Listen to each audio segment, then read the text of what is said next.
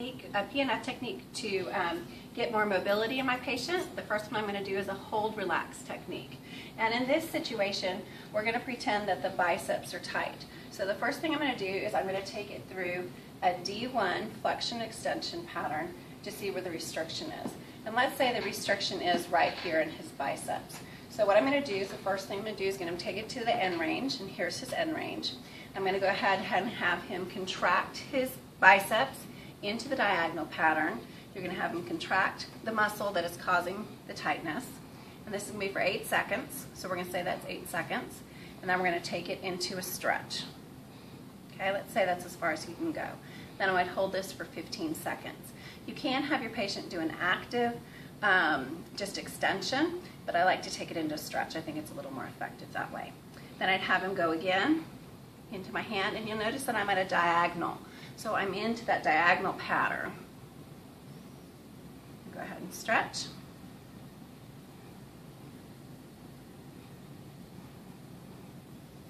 Go ahead and pull up and stretch. Or, sorry, pull in. And stretch. Okay, and that's to increase mobility of the biceps. Okay, go ahead and roll on your side for me.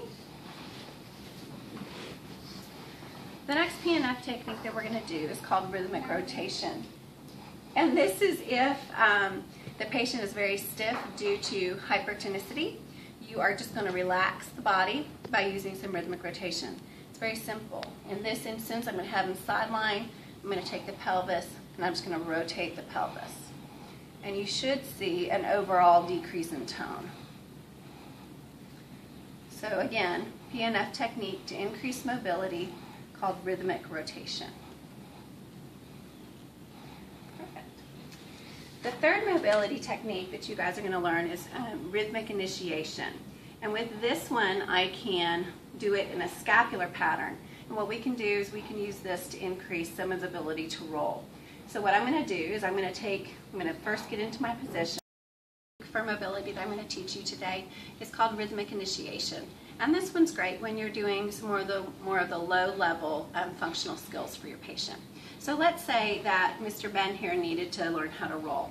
I can use rhythmic initiation in a shoulder pattern to help him roll. So what we can do is we can go into anterior elevation and posterior depression. And you guys have already been taught those techniques. Okay? But the first part of rhythmic initiation is to do a passive range of motion. So you'll see I'm moving him into anterior elevation, posterior depression. Then I'm going to ask Ben to help me out. So this is active assisted range of motion.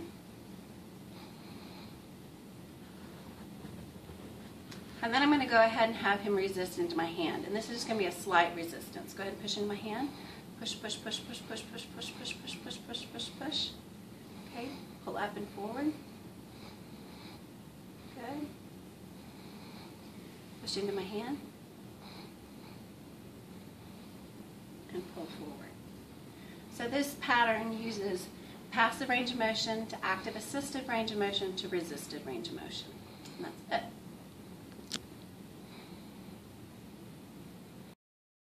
PNF techniques that are going to promote stability. And promoting stability means we're going to get this core to fire up. So we've got two different techniques that are going to do that. The first technique is called alternating isometrics.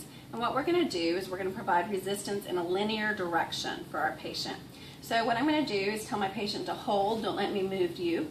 And I'm going to provide resistance in the posterior direction. So he has to push anteriorly. Then I'm going to move posterior. And I can move anterior. And you'll see that I'm just going back and forth. Then we can also go linearly, but in a medial lateral direction. So I can push this way. Hold, don't let me move you. Hold, don't let me move you. And you'll see that I'm kind of gradually applying my pressure. It's not a perturbation where we're going as fast as we can. It's more of a hold. The next technique for stability would be a rhythmic stabilization. And this is the same type of concept, but we're trying to get rotatory forces. So we're going to tell our patient hold, don't let me twist you. And I'm going to apply a force on his left side, I'm pulling anteriorly, and on his right side, I'm pushing posteriorly. And then I can switch.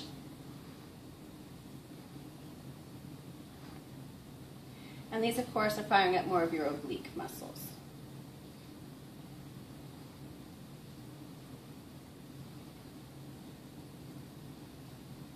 Okay. Last thing we're going to talk about, or the last technique for PNF we're going to do, is techniques that are going to increase controlled mobility. And the first one we're going to do is called a slow reversal, and then we're going to add on to that with a slow reversal hold. With a slow reversal, we're going to provide resistance in a diagonal pattern in both directions, to the agonist as well as the antagonist. So first thing I'm going to do is I'm going to make sure I know what pattern I'm doing. So here I'm going to do D1 flexion, and then I'm going to start the pattern. So I'm going to tell him to go ahead and push into my hand, come up and in. And then I'm going to do this, open your fingers, push down and out. Okay, squeeze your fingers, pull up and in. Open your hand, push down and out. And you can see that I'm on the leading edge, providing resistance all the way through. And this would be a slow reversal. In order to do a slow reversal hold, you just add an isometric contraction at the end. So I would go ahead and tell my patient, close your fingers, pull up and in, hold, hold, hold, hold, hold. Open your fingers, push down and out, hold, hold, hold, hold, hold. And that's a slow reversal hold. You can go ahead and go into a supine position. Knees up. The last controlled mobility technique we're going to do is called an agonist reversal. And in this, you're going to go ahead and get an isotonic contraction as well as an eccentric contraction. So I'm going to go ahead and have my patient lift up his hips. Go ahead and lift your pelvis up. And I'm going to provide resistance all the way up. I'm going to have him hold it at the top. And then I'm going to ask you to lower your hips down slowly. And what I'm going to do is still provide resistance, but now he's eccentrically lowering. And I want you to hold it here. Hold, hold, hold, hold, hold. Now push up again. And I'm providing resistance on the way up.